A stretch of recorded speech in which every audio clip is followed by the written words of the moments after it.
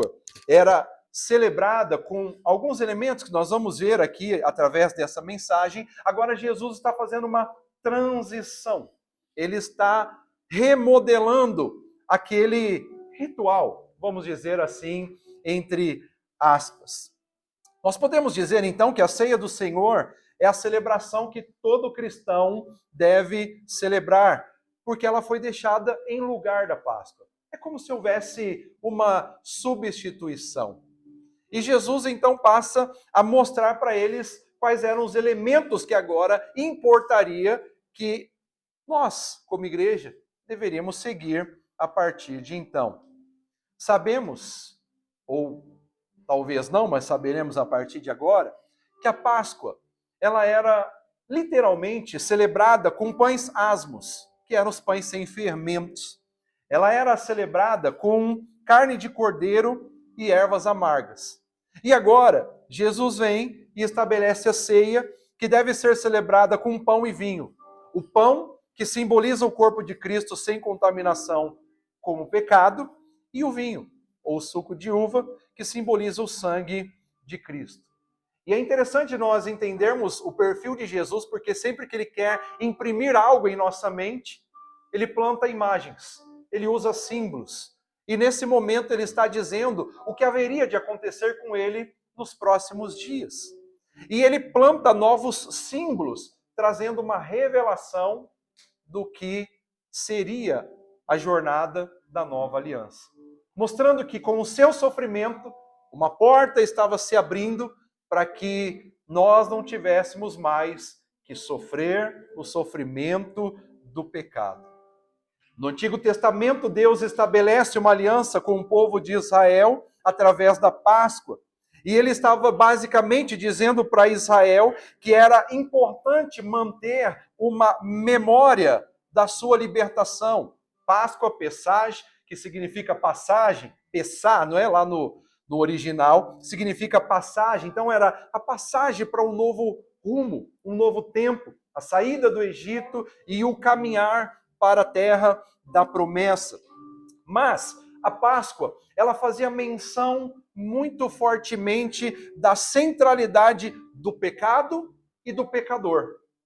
Todo o contexto do Antigo Testamento aponta para o critério de que o homem é pecador e que ele precisa de salvação. Então todos os sacrifícios, os animais que eram mortos na antiga aliança, tudo apontava ou trazia como centralidade o pecado e o pecador. Mas agora, através de Jesus, com um sacrifício pleno, um sacrifício perfeito, agora que a nova aliança é estabelecida, é apresentada para nós a centralidade da salvação e do Salvador. Todas as vezes que o povo de Israel comia a Páscoa, se alimentava daquele alimento, era uma memória do seu estado pecaminoso. Era a memória da escravidão que eles tinham vivido, das situações difíceis que tinham passado. Mas agora, Jesus vem e estabelece uma nova aliança e ele diz: quando vocês comerem este pão e beberem deste cálice, façam isso em memória de mim. Uau! Isso é muito importante, queridos, porque a centralidade é tirada de nós e colocada plenamente em Jesus.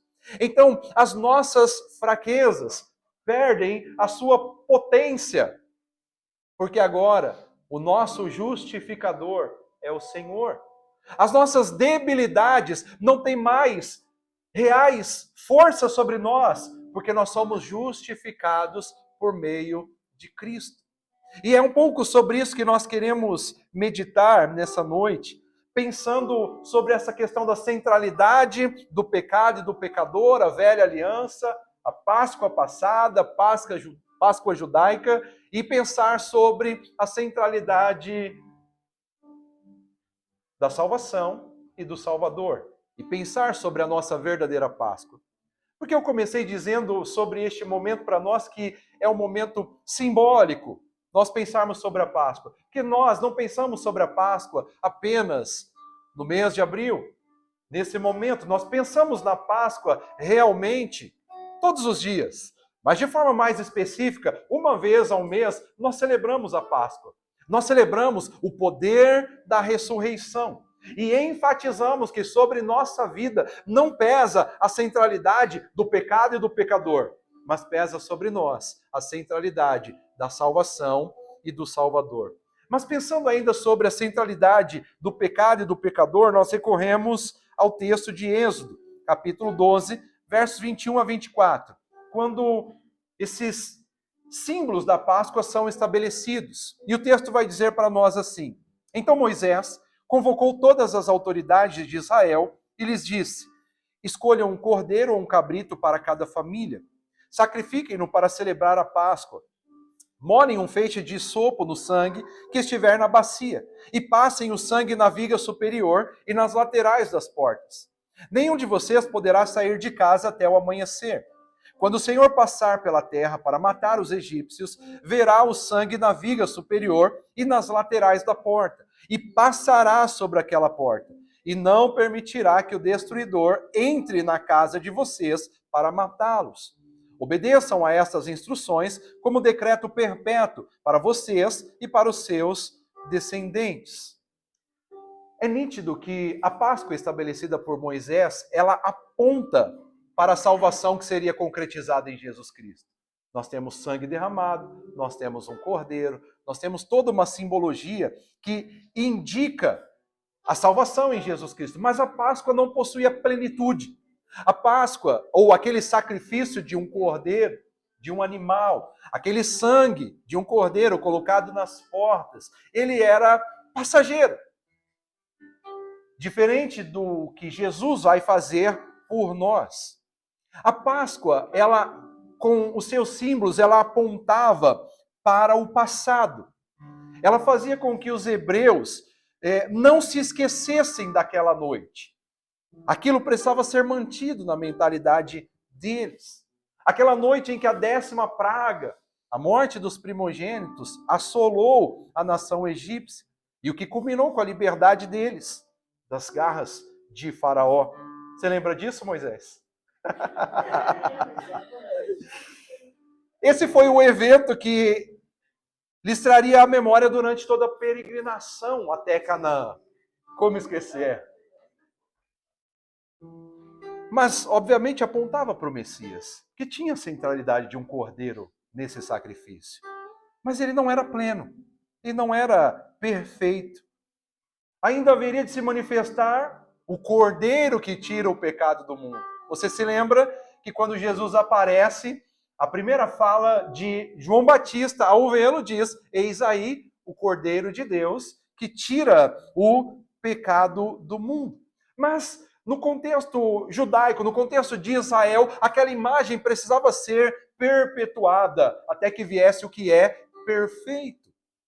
Então, queridos, as gerações futuras, elas precisavam saber o que Deus havia feito sobre o povo de Israel, o povo de Deus naquele período. E esses símbolos, eles sempre eram colocados para trazer essa identificação, essa lembrança. Nós estamos falando hoje sobre o tema celebrando o que não podemos esquecer. Cada Páscoa era a imagem plantada novamente na mente de todo o povo de Israel, todo o povo judeu, essa lembrança do que eles não podiam esquecer, da grande libertação feita por meio de Deus naquele evento dramático da saída do Egito. Esse evento ele marca uma série de acontecimentos sem precedentes, de coisas que viriam a seguir, que culminariam na entrada do povo na terra prometida. Mas mesmo sendo um memorial de libertação, os símbolos da Páscoa judaica, elas enfatizavam dores, aflições, amarguras. Quando nós olhamos para o Cordeiro Pascal, um dos símbolos da Páscoa judaica, esse era o ser vivo que trouxe o livramento dos primogênitos dos filhos de Israel. Toda a casa de Israel tinha essa direção, essa ordem. Onde houver o sangue nos umbrais das portas, haverá livramento. Queridos, onde tiver sangue, terá livramento.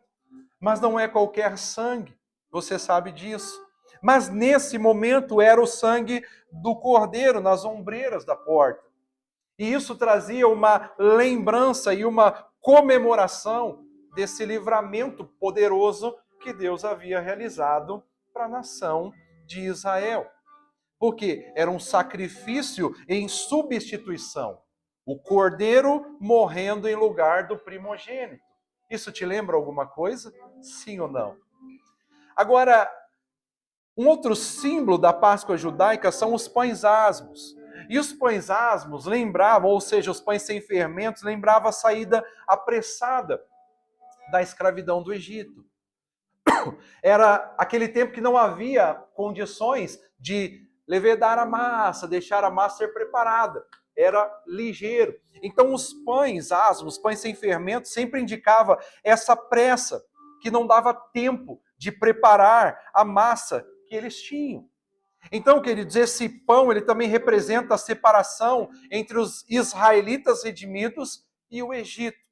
Porque quase sempre, o fermento na massa vai indicar a impureza, a modificação da massa, tá bem? Agora, esse pão asmo, ele é também chamado de pão de aflição, porque ele representa os sofrimentos dos filhos de Israel. Era um tempo de crise. A saída do Egito indicava um tempo difícil, um tempo de perturbações, de assolações, um tempo onde eles eram oprimidos. Mas não só o cordeiro, não só os pães. O texto ainda fala de um outro símbolo, a ordem ainda traz um outro símbolo, que remete a sofrimento, ervas amargas. Erva amarga é gostoso de comer? Nada que é amargo é gostoso, não é? Apesar de sabermos que muitas faz bem, né? Comer um agrião, uma rúcula, mas as ervas amargas, elas traziam à memória as amarguras da escravidão. Tudo isso está registrado no Antigo Testamento, mostrando esses símbolos e os seus significados. Agora, queridos, semelhantemente os rituais que eram feitos pelos sacerdotes na antiga aliança, sacrificando animais em favor do povo, para apaziguamento da ira de Deus, tudo isso apontava para a realidade de Cristo. Então, o plano especial de Deus sempre esteve em pauta. Deus nunca abandonou a humanidade. E eu quero dizer para você nessa noite, talvez a sua vida esteja marcada até agora por essas questões do Egito, do passado, das aflições, dos sofrimentos, mas o Senhor, Ele está cuidando de tudo. O Senhor está preparando um caminho para que nós tenhamos um encontro perfeito com Ele. E nada está perdido, queridos. Acontece só que esses memoriais, eles indicavam uma libertação temporária. Não era algo, como eu já disse anteriormente, pleno. Não era algo definitivo. Apontava para o Salvador, mas na verdade enfatizava a condição pecaminosa da humanidade. Percebem? Então precisamos entender, queridos, que os rituais de Páscoa realizados pelos israelitas, eles, e nem os outros rituais da antiga aliança, eles eram capazes de resolver o problema da humanidade. É muito importante que a gente saiba disso. É muito importante que a gente entenda, porque mesmo na época da graça, tem um monte de gente querendo fazer um monte de sacrifícios que não servem para nada. São cheios de criar sistemas que Cristo disse já não é mais necessário, já não importa mais, porque Ele é o sacrifício perfeito. Quando nós vamos para o escritor aos Hebreus, ele vai deixar isso claro para nós. E ele vai dizer, lá no capítulo 9, versos 7 a 10, o seguinte: no entanto, somente o sumo sacerdote entrava no Santo dos Santos apenas uma vez por ano e nunca sem apresentar o sangue do sacrifício que ele oferecia por si mesmo e pelos pecados que o povo havia cometido por ignorância. Dessa forma, O Espírito Santo estava mostrando que ainda não havia sido manifestado o caminho para o Santo dos Santos, enquanto ainda permanecia o primeiro tabernáculo. Isso é uma ilustração para os nossos dias, indicando que as ofertas e os sacrifícios oferecidos não podiam dar ao adorador uma consciência perfeitamente limpa. Eram apenas prescrições que tratavam de comida e bebida e de várias cerimônias de purificação com água. Essas ordenanças exteriores foram impostas até o tempo da nova ordem. Ora, talvez você diga, pastor, hoje está um pouco complexo, muita informação, muita coisa lá do Antigo Testamento. Tudo bem, eu vou explicar para você. Você insiste em viver na velha vida. Você insiste em pautar o seu relacionamento com Deus baseado no sacrifício que você mesmo pode fazer.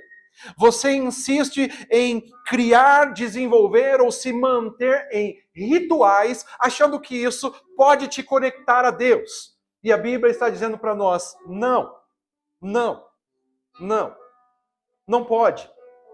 Nós podemos nos tornar as melhores pessoas moralmente corretas diante dos olhos da sociedade.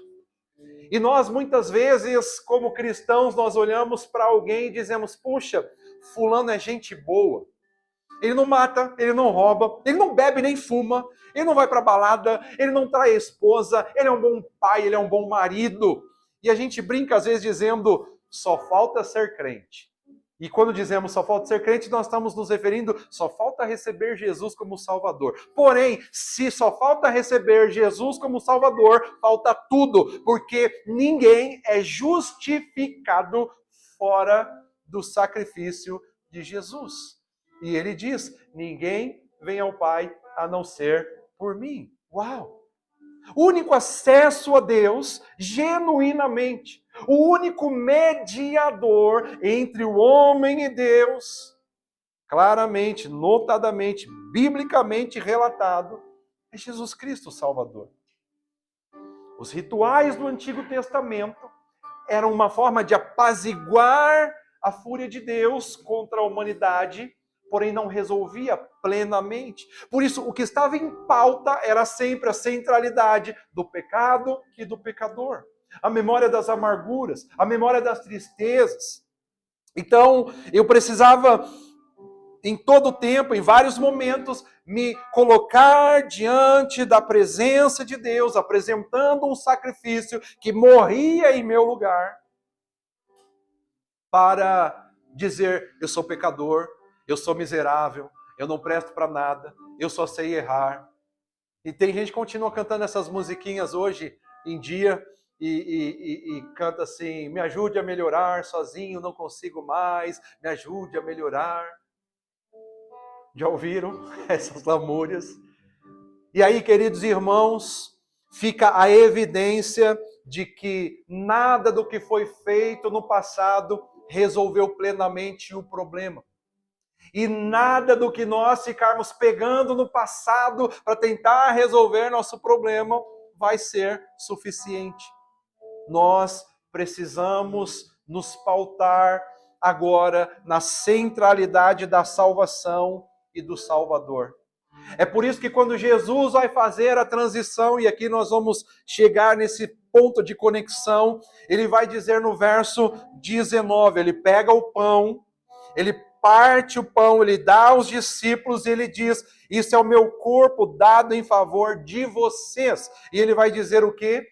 Façam isto em memória de mim, aleluia. Agora toda a nossa conexão não é mais com o que nós fazíamos, não fazíamos, conseguíamos ou não conseguíamos. Agora toda a conexão é com o que o Senhor está prestes a fazer pelos discípulos. E agora, no nosso caso, o que ele já fez. Então, a ceia do Senhor, ela aponta para Cristo. Algumas pessoas ainda no nosso tempo dizem, essa semana eu vacilei, então eu não vou tomar a ceia. Perceba que essa é uma pessoa pautada ainda no Velho Testamento. Ela acha que ela teria que ter feito o sacrifício de uma semana inteira. se consagrando e se santificando, quando na verdade o que nós precisamos é entender, Jesus nos purifica. Então se chegou na porta da igreja e estava fazendo besteira, entra aqui e se arrependa, porque a suficiência para nossa salvação é Jesus Cristo. Aleluia. A suficiência para nossa libertação é Jesus Cristo. Façam isso em memória de mim. Ele é o libertador na nova aliança. Ele que veio como Cordeiro de Deus. Ele que padeceu, morreu e ressuscitou. E, pasmem, creiam ou não, em breve ele vem para buscar a sua igreja. Aleluia. Em breve ele vem. Aleluia. Então, queridos, a ceia do Senhor como ordenança para a igreja é o memorial que mantém viva a nossa comunhão com os nossos irmãos e com o nosso libertador, Jesus Cristo. Por isso que ceia não é aquele negócio que o Felipe fala assim, eu não vou para a igreja, sábado não vou tomar ceia, e aí sai segunda-feira, pega a equipe de obreiro aí, fala, Tiago, vai lá e oferece a ceia para o Felipe. Está errado.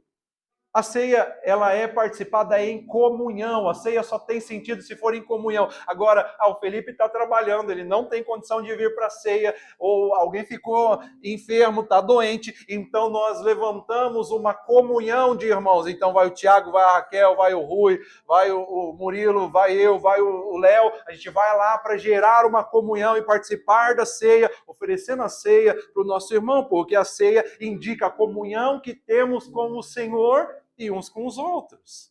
Então é besteira esse negócio de achar que eu tomo a ceia o dia que eu quiser, do jeito que eu quiser, quando eu quiser. Não é assim que funciona. Então, queridos, nós precisamos entender essa realidade. Jesus Cristo vem como nosso substituto, o Cordeiro de Deus que tira o pecado do mundo. Agora ele vai lá para aquela cruz. E quem era para estar lá? Nós. Eu, você. E o que a cruz indicava? A pior morte dentro da estrutura romana daquela época. Mas Jesus agora, ele tira a centralidade do pecador e do pecado. E agora quem vai no centro daquela cruz é ele. Por isso ele é o centro da nossa vida. Porque ele é o centro da nossa história. Ele é o centro da humanidade. Ele é o Senhor. Ele é o Todo-Poderoso. E quando o Senhor instrui a ceia, então, ele toma o pão, ele dá graça, ele parte, ele dá aos discípulos, ele diz, isso é o meu corpo dado em favor de vocês. Ele está deixando claro, é por causa de vocês. É por causa de vocês que eu assumo a centralidade. O lugar que era para ser seu. A centralidade do pecado e do pecador. Mas agora vem a salvação e o Salvador. Aleluia. E ele se posiciona em meu favor e em seu favor.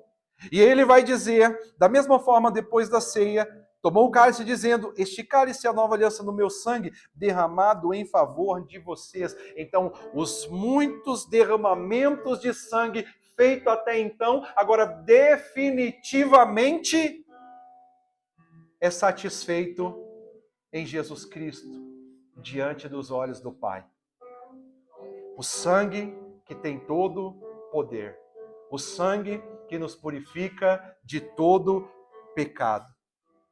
Por isso que o memorial da ceia se refere ao sacrifício pleno e perfeito, eficiente e eficaz. Jesus é o substituto definitivo para o pecador. E não tem nada de melhor que você possa fazer, que eu possa fazer, para sermos mais aceitos por Deus. Não existe filhos queridos diante de Deus Pai. O Filho querido e amado, o qual ele registrou por algumas vezes, dizendo, este é o meu Filho amado. Ele entregou por mim e por você, para que todos nós tivéssemos a mesma condição diante do Pai. Então, o que antigamente era feito para apaziguamento, agora é feito definitivamente. Quando Deus olha para mim e para você, ele vê o sangue do Cordeiro. A boa notícia é que ele não é mais o Cordeiro agora. Agora ele é o leão. Ele está sentado à destra do Pai. Ele é o leão da tribo de Judá. E foi por meio de sangue que o Pai decidiu nos resgatar, nos comprar de volta para si. Agora, quando dizemos comprar, não significa que ele tinha que pagar um preço para o diabo. Ele não estava pagando um preço para o diabo. Ele estava pagando um preço para ele mesmo, para satisfazer a sua santidade. Ele não podia fazer vistas grossas ao pecado. Por isso ele mesmo vem e se entrega naquela cruz por mim e por você. Ele oferece o seu filho por nós. Ele sacrifica a si mesmo por amor de mim, por amor de você, o Cordeiro de Deus. E agora, Deus nos aceita na presença dele. Agora somos aceitáveis diante dele, porque Jesus vem a este mundo, substitui com sua vida perfeita a nossa vida pecaminosa. E ele paga plenamente o preço pelo pecado que cometemos. Tudo isso indica o quê? Liberdade. Por isso a Páscoa é um memorial de libertação. Assim como Israel estava sendo liberta do Egito, da escravidão de Faraó, nós também somos libertos da escravidão, do pecado, das garras de Satanás, do mundo. E podemos ter uma vida livre, podemos ter uma vida plena, podemos ter uma vida alegre, que não é pautada em rituais, em sacrifícios, mas é pautada na liberdade de adorar o Deus Todo-Poderoso. Eu quero dizer para vocês, meus irmãos, que se você está vindo aqui em busca de arrumar um ritual para satisfazer a sua consciência, esse não é o lugar certo, porque aqui nós queremos aprender a cada dia a desfrutar do poder da salvação, do poder da ressurreição e crer que estamos livres, libertos para viver o que o Senhor Deus Todo-Poderoso tem para as nossas vidas. Por isso agora, de uma vez por todas, com o sacrifício de Jesus, não há mais necessidade de sacrifícios de animais. Não há mais necessidades de sacrifícios religiosos, ritualístico. O que nós temos traçado para a nossa vida, como igreja, é um memorial, a ceia do Senhor, que faz memória, que faz lembrança de quem Ele é. Por isso, celebrar a ceia não é um tempo de nós chorarmos e dizermos, ó Senhor, e olhá-lo naquela cruz e dizer, ó Deus. Mas o tempo de participarmos da ceia é o tempo de confiarmos no poder da ressurreição. É o tempo de acreditarmos que Ele não está naquele túmulo. Aleluia! E há 9 anos atrás, eu estive dentro daquele túmulo, aonde tem aquela portinha escrito, Ele não está aqui. E no jardim da tumba eu tive a oportunidade de pregar o único lugar que Jesus não está. Ele não está aqui, aleluia. No sepulcro Ele não está, na morte Ele não está, porque Ele ressuscitou ao 3º dia, aleluia. E a obra que Ele fez como o primeiro, a obra que Ele viveu através do Espírito Santo, também viveremos em breve, queridos irmãos. Você já se questionou sobre o poder da ressurreição e você pensou já sobre algumas questões? Como Jesus é a primícia da ressurreição, se Ele tocou o morto da mulher e que estava passando no caminho fúnebre e o homem ressuscitou? Como que Ele ressuscitou a menina do Jairo? Como que Ele ressuscitou o Jairo? O Lázaro, esse mesmo. Como Ele ressuscitou? E como Ele é o primeiro? Acontece, queridos, que todos esses ressuscitaram, mas voltaram a morrer. Todos esses ressuscitaram, mas não alcançaram a plenitude, o corpo perfeito e glorioso. Mas Jesus entrou na glória definitivamente para ser o primeiro, porque logo mais Ele nos chamará para vivermos o poder da ressurreição, onde o corpo da morte não terá mais peso sobre nós. Aleluia! Por isso vale a pena ficar lembrando de Jesus. Por isso vale a pena, mensalmente, nos reunirmos como igreja e fazer em memória dele. Levantamos o cálice, levantamos o pão e damos graça. Por isso que vale a pena todos os dias apresentar diante dele sacrifícios de louvor, dobrando os nossos joelhos, levantando nossas mãos, fazendo a obra dele acontecer, porque ele é digno de toda a nossa adoração, porque ele resolveu o problema crônico da humanidade. O castigo que nos traz a paz estava sobre ele, e por nossos delitos ele foi entregue. E agora, por suas pisaduras, nós estamos curados, nós estamos transformados. A humanidade está livre do pecado quando recebe em Jesus a solução para a sua história.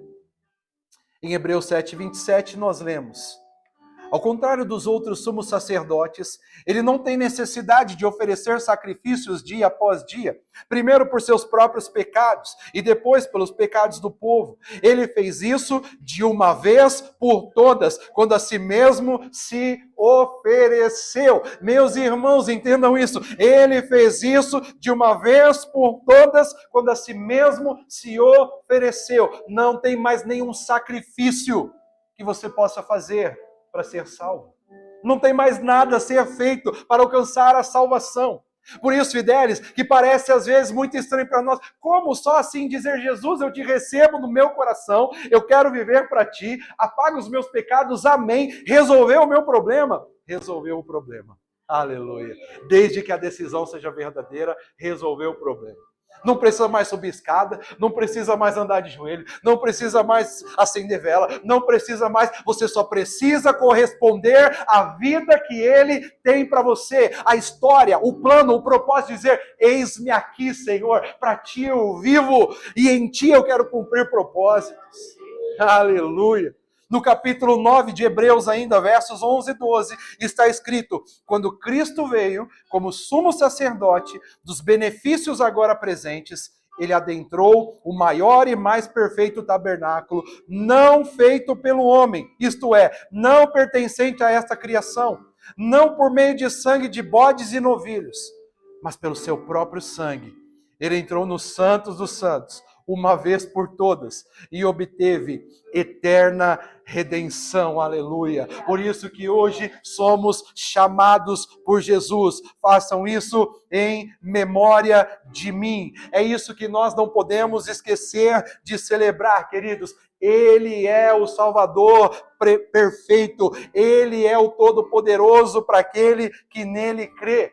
E quando nós participamos do pão, quando nós participamos do cálice, nós não devemos trazer mais uma memória de pecado. Ah, miserável homem que eu sou. Ai, que derrota. Ai, que tristeza. Não, mas agora nós dizemos: louvado seja o Deus Todo-Poderoso, que tudo fez por mim. Enquanto a antiga aliança tornava o homem consciente da sua queda e da sua decadência, a nova aliança nos torna conscientes do nosso Salvador e da perfeita salvação conquistada por nosso substituto perfeito, Jesus Cristo. E agora, versos 13 a 15 de Hebreus 9 vai dizer: ora, se o sangue de bodes e touros e as cinzas de uma novilha espalhadas sobre os que estão cerimonialmente impuros os santificam, de forma que se tornam exteriormente puros, quanto mais então o sangue de Cristo, que pelo Espírito eterno se ofereceu de forma imaculada a Deus, purificará a nossa consciência de atos que levam à morte, de modo que sirvamos ao Deus vivo. Por essa razão, Cristo é o mediador de uma nova aliança, para os que são chamados, recebam a promessa da herança eterna, visto que ele morreu como resgate pelas transgressões cometidas sob a primeira aliança. Jesus é o sacrifício perfeito. Jesus é o Cordeiro Pascal definitivo. Não há mais nada que possamos fazer. Portanto, queridos irmãos, o que não podemos esquecer é que Jesus é o Cordeiro que tira o pecado do mundo. O que não podemos esquecer é que Ele morreu por nós. Ele fez o que tinha que ser feito. Basta agora a cada um de nós aceitarmos o que ele já fez e andarmos na direção do que ele já fez. Agora, nos versos 23 a 28 de Hebreus, vai dizer assim para mim e para você: portanto, era necessário que as cópias das coisas que estão nos céus fossem purificadas com esses sacrifícios, mas as próprias coisas celestiais com sacrifícios superiores. Pois Cristo não entrou em santuário feito por homens, uma simples representação do verdadeiro. Ele entrou no próprio céu, para agora se apresentar diante de Deus em nosso favor. Não, porém, para se oferecer repetidas vezes à semelhança do sumo sacerdote, que entra no Santo dos Santos todos os anos, com sangue alheio. Se assim fosse, Cristo precisaria sofrer muitas vezes, desde o começo do mundo. Mas agora, ele apareceu uma vez por todas, no fim dos tempos, para aniquilar o pecado, mediante o sacrifício de si mesmo. Da mesma forma, como o homem está destinado a morrer uma só vez, e depois disso, enfrentar o juízo, assim também Cristo foi oferecido em sacrifício uma única vez, para tirar os pecados de muitos. E aparecerá segunda vez, não para tirar o pecado, mas para trazer salvação aos que o aguardam. Aleluia! Não esqueça, queridos irmãos, o pecado nos escraviza, mas Jesus, com seu precioso sangue, nos liberta. Ele mesmo disse: e conhecereis a verdade, e a verdade vos libertará, em João 8,32. Ele é a verdade que liberta. Falar de Páscoa é falar de libertação. E Jesus é a verdade que liberta. Assim como o Senhor libertou os cativos de Israel da escravidão do Egito e das mãos de Faraó, hoje o Senhor, por meio de Jesus Cristo, permanece disposto a salvar e libertar a humanidade das garras de Satanás e do mundo. Qual é a sua decisão diante disso? Qual é a sua resposta para Deus diante dessa obra tão maravilhosa?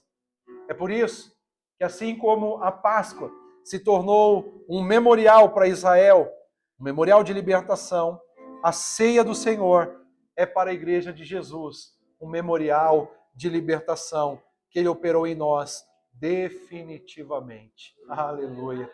Todos os meses nos reunimos aqui e pegamos o pão, levantamos o cálice para dizer: eu sou livre. Aleluia! Eu sou livre. Eu sou liberto pela graça daquele que me amou, que suportou tamanha dor para me fazer limpo, purificado e me trazer para uma nova aliança. Queridos, nunca se esqueça disso. Celebrando o que não podemos esquecer. Celebre a salvação. Lembre-se de Davi que, num determinado momento, ele orou dizendo: Senhor, renova em mim a alegria da salvação. Muitas vezes começamos a viver a vida cristã e nos perdemos nos trajetos da vida cristã, porque deixamos Cristo sem ser a centralidade novamente, mesmo vivendo a vida cristã. Vocês entendem o que eu estou dizendo? Porque passamos a viver ritualisticamente, religiosamente. Mas hoje, nós estamos sendo chamados para entender a centralidade da salvação e do Salvador. Jesus Cristo, nosso Senhor, o verdadeiro Cordeiro Pascal, o Cordeiro que tira o pecado do mundo. Fique de pé, queridos irmãos, por favor, e tome decisões na presença do Senhor.